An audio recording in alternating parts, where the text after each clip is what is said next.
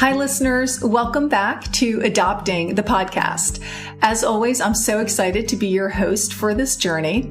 I'm Nicole Witt, Executive Director of the Adoption Consultancy, where we guide pre-adoptive parents step by step through the adoption journey. In Adopting the Podcast, we're going to focus on the issues, questions, and concerns you have as you get started in your adoption journey.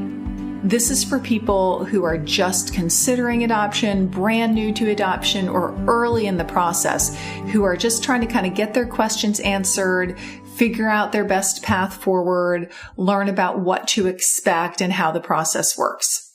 In previous episodes, we've touched on one of the greatest fears of pre-adoptive parents, which is a match falling through. Specifically matching with an expectant mom up until the baby is born and then her choosing to parent instead of placing the child for adoption. Now, very few pre-adoptive parents would begrudge her making that decision, but that doesn't make it hurt any less. And that's the piece we're going to focus on today.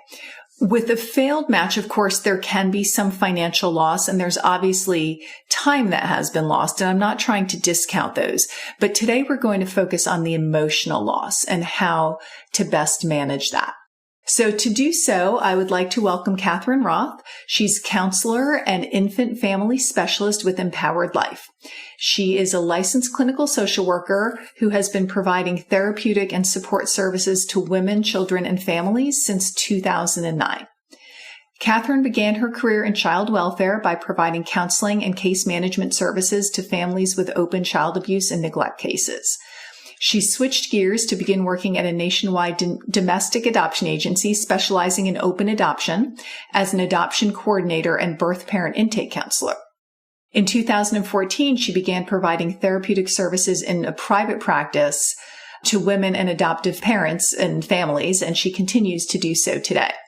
Again, currently, Katherine operates Empowered Life, a highly specialized practice providing women with counseling and adoption support services. Thank you so much for being here, Katherine. Hi, Nicole. Thanks so much for having me. Sure. Before we dig in, I want to lay the groundwork with a few key points that I think are important for everyone to understand. The first one is that failed matches don't happen nearly as often as people think that they do. You know, the numbers that you hear kicked around a lot, and there aren't any hard and fast statistics on this, but the numbers you hear kicked around is that it happens in the ballpark of about 30% of the time or so. That feels a little bit high to me. I think that includes all kinds of circumstances. You know, people who are working with disreputable sources, people who are meeting each other, you know, online, which certainly can work out very well sometimes, but does increase the risk of fall throughs. You know, I would say with the reputable agencies and attorneys that I work with, it probably happens closer to the ballpark of 15% of the time. So it certainly does happen, and it is a real risk of adoption. And I recognize that if it happens to you, it's happened 100% of the time, and you don't really care about the statistics. But just kind of heading into this, I want people to understand that it's not something that happens, you know, the majority of the time with adoptions. Also, if the adoption does fall through, it's almost always at the hospital after the baby has been born. It's extremely rare for an expectant mom who has made an adoption plan to change her mind on that during the course of the pregnancy. That does happen sometimes, but it's almost always after the birth. And the last key point I want to lead with is that today we are talking about honest changes of heart, right? We are not talking about people who are out there purposely trying to scam the system. We have covered that in another episode, which you can go back and listen to. But we are talking about a woman who gives birth, who is experiencing all those emotions and has an honest change of heart. And frankly, when that happens, she's often more surprised than anyone, right? So even though there are certainly, you know, things that we can look at and possible red flags and so on, you know, if she doesn't see it coming, it can be extremely difficult for anybody on the outside to kind of see it coming. So I just wanted to lay the groundwork with that.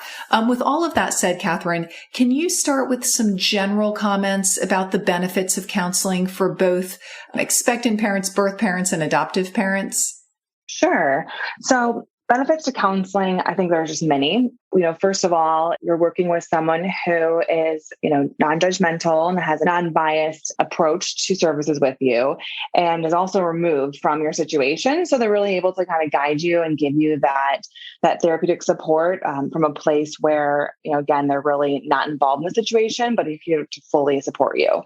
And with that being said, as it relates to counseling for adoptive parents, I think there's a great benefit as it relates to grief and loss for birth parents and adoptive parents, but specifically for adoptive parents who are coming into adoption process and have already experienced some loss related to infertility. Mm-hmm. And they might have experienced, loss related to miscarriage, and even really that loss of that hope or dream or desire to have a biological child. And counseling is a place where that can really be unpacked and even just help with the grieving process, as well as to, really simultaneously still address that piece as you're going through the adoption process. Because with any type of loss, when we're grieving, it's ongoing. And so that's something that very much so can be triggered in the adoption process, our past losses that we've had related to creating a family. And then in general, too, that adoption process is very anxiety and stress provoking. And so having that support from a counselor can be really helpful in how to manage and cope with some of the stress and anxiety that comes up in this process. And then even looking to, after, you've had placement of your child and, you have your little one in the home with you, there are other pieces that could really be helpful too in counseling, which would be, working with a counselor on attachment and bonding with your child, and even raising your adopted child and different considerations that might come up in your parenting. One that comes to mind that most often adopted parents, wonder about or need some support in how to approach this topic is how and when to talk to your child about adoption and how to share with them their story. So those are all some benefits that I see for counseling for adoptive parents all across the board. Yeah, those are great points. And circling back to just one of them, and this is a little tangential and is probably worthy of a whole separate episode, is that idea of grieving the loss up front. And like you said, it stays with you. It's not something like, okay, check, I've grieved that and that's past me now. But I find that it's very important when people approach adoption that, the people who are much more successful with it, both emotionally and in multiple other ways, are people who kind of come to it with more of the attitude of, okay, everything that I went through, with infertility treatment and so on, that was terrible, right? But that's behind me. That was the end of one chapter. I'm at the beginning of a new chapter and I'm really excited. And this is a totally different process that works, right? Versus the people who kind of come to it going, okay, well, nothing has worked so far. So adoption is just my next step of what I have to do. And this, probably won't work either. Obviously they have a much more negative and less successful experience with the whole process. So, I do think that is so valuable to get that counseling help to be able to shift that mindset before you even start, the adoption process. Yeah, I think it's really helpful to even be aware of that and that need that you might have before even starting the adoption process, and even just checking in with yourself throughout the adoption process and keeping in mind that things might come up for you that are triggering and are bringing back up some of those emotions and grief related to those past losses related to fertility and what have you. And so I think that's something to just for adoptive parents to keep in mind, that it can be helpful at any point. Yeah, absolutely. So shifting towards talking about disrupted matches specifically, what have you seen to be as key factors when this happens?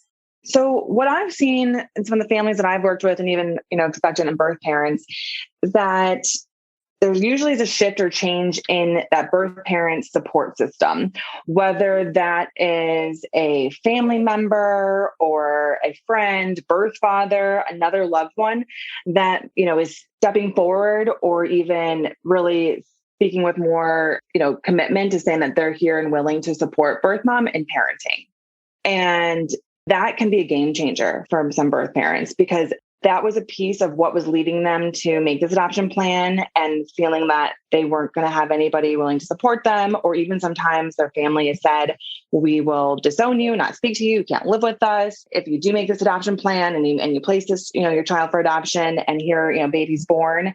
And she has a choice to make that's pretty emotional and very, difficult in the sense of, if I do make this choice and this family is not going to speak to me anymore, that's a lot to take on. Or on the other end, like I said before, is that a family member, friend, another loved one or birth father is stepping forward and saying, we're willing to commit to helping parent.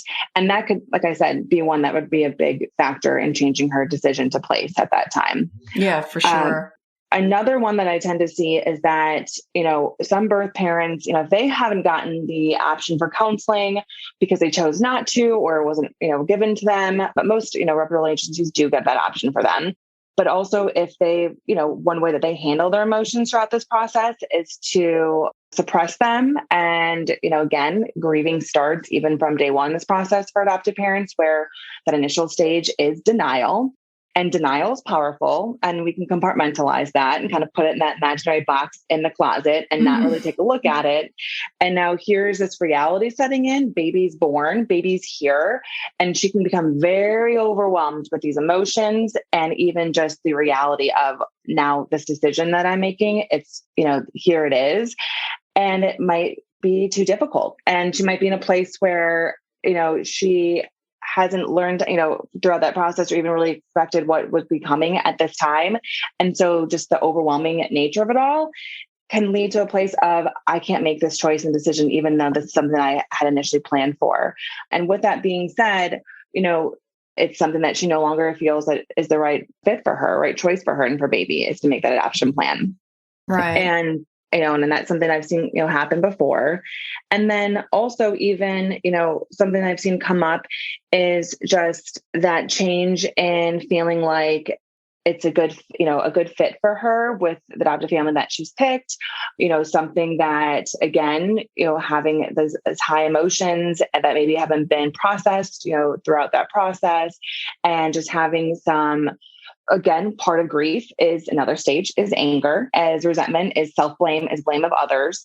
All kind of go hand in hand in that stage. And so at that time, and that's coming up, maybe around when baby's born, is that this resentment or anger towards herself that she isn't in a place to parent, or that she's chosen this family to parent and she's not in a place where she feels like I can go through with this and make this, because again, those emotions are just too much.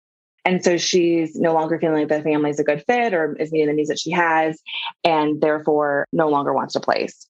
And so to me, it's really related to the, grief and loss and the emotions that go along with that. And how is that being tended to? And how are we, working and supporting birth parents to have some anticipatory grief and loss, like education, so that it isn't something that becomes so overwhelming and overpowering to a place where we're just wanting to be comforted, remove these unpleasant feelings, and they're not comfortable, they're not enjoyable. And the thought, of this loss of placing baby is too much, where again, women may decide to parent and feel like this is what the only option is, because I don't want to feel this way. Right. It's a very interesting take on it. I appreciate that. Are disrupted matches a significant part of the issues that you address with families? No, that's not necessarily the main focus. I would say that does come up in some of the clients, that I've worked with, but I wouldn't say that's the main focus, because as you mentioned earlier, it isn't something that is, very common. And in my opinion and experience, many adoptive families who have experienced like a disruption had been given some feedback or even some, warning of things that might be changing or shifting by their adoption professional. And just like you said earlier, it doesn't mean that it doesn't bring hurt and pain. Again, not something that I see as being like the main focus. I'm working with families and counseling. Okay. So how do you guide families through the experience of a failed match? Really, I think starting with a place where you can create a space for them to process and tell their story, because again, it's something that's had such a huge impact on them, and even being able to identify what that has been and allowing them that space to kind of unpack that is where I like to begin. And then also even helping them recognize this as a loss, and a loss is something that we will always grieve, and how to really be on the lookout for what is coming up for them individually. Because again, even if they are together as a couple, as adoptive parents that I'm seeing, both of them individually will be experiencing this loss in their own way that might be very different from one another. And so allowing them to see those differences, but also be supportive to one another and be supportive to themselves. And so in acknowledging that, this is a loss that might be bringing up previous losses they've had, such as, loss of, infertility, loss related to miscarriage, loss related to even what they hoped or thought would be their child, and then that drastically being changed in this disruption. Mm-hmm. And being aware of the fact that this could be triggering those other ones and understanding that's why this might feel so emotionally challenging, and giving them even just that ability to recognize what they're needing to help them through this loss. That might be taking a break from the process. That might be really making sure they're making time for self-care. That might be, if they've gotten baby items, they might want to have that physical reminder, something that is removed from their day-to-day site for a period of time, whether they store that away, give that to a friend or family member, donate it, and also even just taking the time that they need from their day-to-day. Maybe they need to take some space and time from work. Maybe they have upcoming family events or upcoming friends' baby shower that they need to give themselves permission to not go to, because again, right now they're needing to really comfort and take care of themselves and allow themselves to heal. Yeah. And that's a really important point that you make as far as if it is a couple who was adopting, that they maybe are probably likely to be processing the loss differently. What are some of the common emotions that individuals might be working through as they are processing a disrupted match? So some of the emotions that may be working through are anger, resentment, frustration. That could be directed towards the process itself, directed towards birth parents because they're changing their decision. Of course, there's going to be some sadness, loss of hope, worry, anxiety, fear. Will this ever happen for me? Will we ever find and have our child? Will this ever, go away, this pain that I'm feeling? And so those are some common, emotions I see for adoptive families. And then even on the flip end too, working with birth parents, and their end, I see them going through a lot of guilt and shame, feelings of worry and fear and sadness too, because they're also even thinking what do the adoptive parents think of me? Do they hate me? And even a lot of times too, that loss of connection that the birth parents had with adoptive parents, throughout the whole match process, they were really, as adoptive parents there for them during a very difficult time in their life, and might have been the only people, fully supporting them or fully even excited about their pregnancy. And that's a loss on that end too for birth parents. But I think with adoptive parents, it can be just this mixed bag of emotions. We tend to think, emotions are very singular. We're only feeling one thing at a time. But with emotions, and especially with this process and disruption, we can feeling so many things. And it feels like we're on this roller coaster ride that we feel like we're going crazy at times. When will I get off this ride? Right. I really appreciate you bringing that up about some of the emotions that the birth mom would be going through, because I think that's an aspect of this that people rarely consider. So I think you've already answered a lot of this next question, but let me just ask in case there's anything that you want to add in terms of top pieces of advice or guidance that you would give to a family that's dealing with this. Is there anything you want to add to what you've already said? Yeah, I think my top piece of advice would be that this pain and hurt won't last forever. It's only temporary, and in time you will heal. And to really make sure you're taking that time to heal and recognizing what you're needing, just like I mentioned earlier, whether that's a break from the process to, taking some time off from work, really diving into some self-care. And, I think a big one too is to allow yourself to feel your feelings. It's human nature at times to try to avoid this because it's unpleasant, it's uncomfortable to feel that, this way. And we have to, allow ourselves to feel that, or else we could get stuck in it, or we could just avoid it. And it doesn't mean that we've addressed it. And I think that's a big piece of advice that I give to adoptive parents, is to allow yourself to feel what you're feeling and just really do what you need to do to take care of yourself. That's great. And I think that, of course, working through all this with a counselor can really help in a lot of ways. But I think one of the ways kind of brings me to my next point about how having experienced a failed match can really impact the rest of their adoption journey. And from a logistical perspective, one of the things that I see a lot is that the adoptive parents will then avoid every case that looks like that failed case on paper, right? And even if that failed case was a really great opportunity and, you know, was really likely to go through, with other opportunities that come up, they look at that and they go, oh, those circumstances are too similar. That feels too scary. And they might end up avoiding a lot of great opportunities and maybe even gravitating to ones that are riskier or worse for them in some way just because they're different than the one that they experienced. How do you see going through a failed match kind of impacting the rest of their adoption journey? Exactly what you said is what I've seen too, is that, you know, that increase of like that worry and fear that adoptive parents have because of what they've gone through with that disruption, and that tendency to want to avoid, like you said, situations with similarities. And then I've even seen on the flip end where it might even be trying to control more aspects, you know, or what you think that you can control. Because really there's many things that we try to control, but really we can't.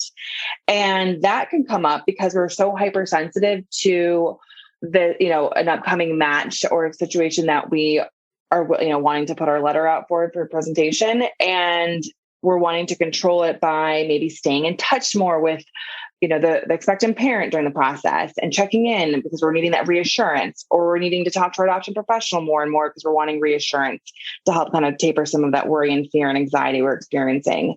We might even at times try to control or be heavily involved with, like, at the hospital setting, because maybe that's where, you know, the disruption occurred the previous time. And so we have this notion where as adoptive parents, where maybe we're throughout the whole time and we're really not giving that space for birth mom to identify her needs and having time one-on-one with the child, we have a fear that that might change her mind. And we've gone through that before. And so we're just looking for all these aspects to control and really it can actually end up being self-sabotaging or really prohibit us from making this deeper relationship and connection with birth mom, and really end up having the same result, you know, as a result where maybe we don't get to have the experience or relationship we really wanted because we let some of those fears and worries take over.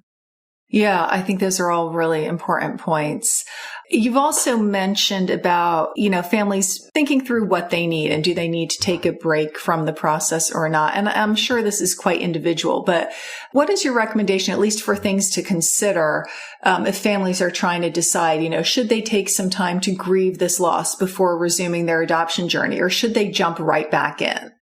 Some things I would recommend them to consider is, one, where are they both at individually? Because I think that it's important for them to if they are a couple, to be making this decision and choice together, even if they may not both necessarily be in agreement, but one is feeling like I need some space. I would encourage both to respect that, because it's being that united front is really helpful during a time like this.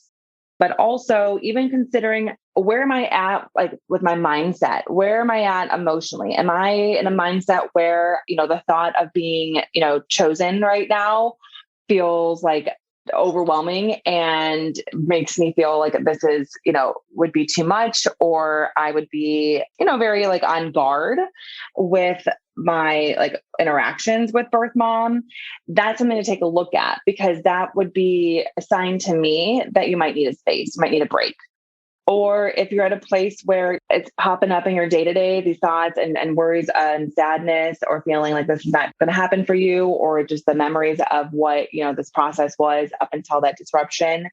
And that to me also shows that you might need some space. You might need to allow yourself a break from that process. Or even what, you know, if you guys do decide that you want to continue to be presented, what are you doing in the meantime, though, to simultaneously be taking care of yourself? So that, like, I know I keep mentioning self-care, that looks different for everybody, but self-care can be anything from journaling to creating like a memory box to, you know, even getting outdoors, spending time with loved ones, you know, giving yourself space for like self-reflection or like soothing activities like reading, taking a bath. You know, again, self-care is just very different for everybody, what it feels right for them. But how are you also doing that during this process, especially if you're ready to jump right back in right after a failed or disrupted adoption? Right, right. And this next point is something that you've alluded to, but I think it's worth kind of discussing a little bit more explicitly. So again, obviously this experience is different for everyone, especially for those who have already grieved the loss of the concept of having a biological child. But I imagine it's even harder for those who have experienced other additional significant losses, such as miscarriage or even the stillbirth of a child. So can you talk about how their experience might be different here, and any advice you might have for someone, who sort of falls into that category? I think that their experience can be different because it is more complex, with having some additional losses that relate to family building and that dream and hope and desire they have to start a family or to add to their family, because they've gone through losses where they've already experienced that at a high level. And that can come back up full force as if it just happened all over again when we experience a loss as of a similar nature, because it can trigger that to come back to the forefront. And so they might be experiencing even more of a sense of hopelessness, or even more of a sense of just sadness of this, is this ever going to be for me? And it can really have a big impact just on their overall, just mindset and psyche. And what I would encourage for, adoptive parents that are experiencing this is to really take a look at what they're going through, and who are they leaning on for support? Who are they able to talk to? And also even reminding themselves that this is, this loss of this disrupted adoption is not the same as what you've gone through. This is a different experience. This is a different situation. Because I think we have a tendency, again, human nature, to bring in past experiences that have similarities or have made us feel the same way, as if this is the same experience in the present as what we've already gone through. And it's not, it's different. And so I think focusing on the here and now, and reminding yourself that this is, these are not interconnected experiences, can help kind of differentiate the two. But I also encourage families that have gone through those, disruptive adoption, who've had that past loss, what gives them comfort, what soothes them, and how are they making sure, again, that they're looking at this independently from past losses, and not creating this mantra or narrative that it's, their family that they desire to have is never going to be. Because I think sometimes it can feel like that it's coming up for them. Yeah, it's great. It's great advice. And my last question, and it might wrap right into what you just said, but in case there's something different to add, I just want to give you that opportunity. Any other experiences that a family may have had in their past that might make management of a failed match different or more difficult than that of another type of family, that might cause you to give some different advice for one situation versus another?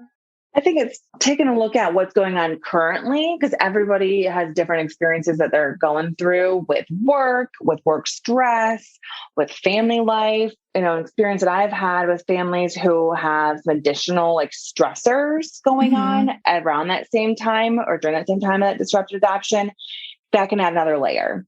If we're going through the feelings and the fallout experience of a disrupted adoption, while also dealing with work stress, or dealing with, loss of a job, or loss of a family member, or, here we are in, still coming through this COVID time, where that can add another layer of stress and anxiety. And so again, what other things are going on in your life that might be adding into some of the emotions that you're having right now, and how to be aware of that. And again, I think that it really calls for adoptive parents to take a look at if I'm having, such a hard time, understandably so, with where I'm at emotionally after this disrupted adoption, are there other pieces or things in my life that I also need to take a look at and tend to, and then also recognize that might be feeding into this, because I think those other stressors really do have an impact. Yeah, I think that's really important, to be aware of all of the aspects of what's going on in your life and how those are coming into play. Well, Katherine, this has been really, really valuable advice. I really appreciate you and everything you do and how you help everyone involved in this process. So let me say officially, thanks again to Katherine Roth, who is a counselor and infant family specialist with Empowered Life. You can contact her at and empoweredlife.org, or by phone at 813-658-8688.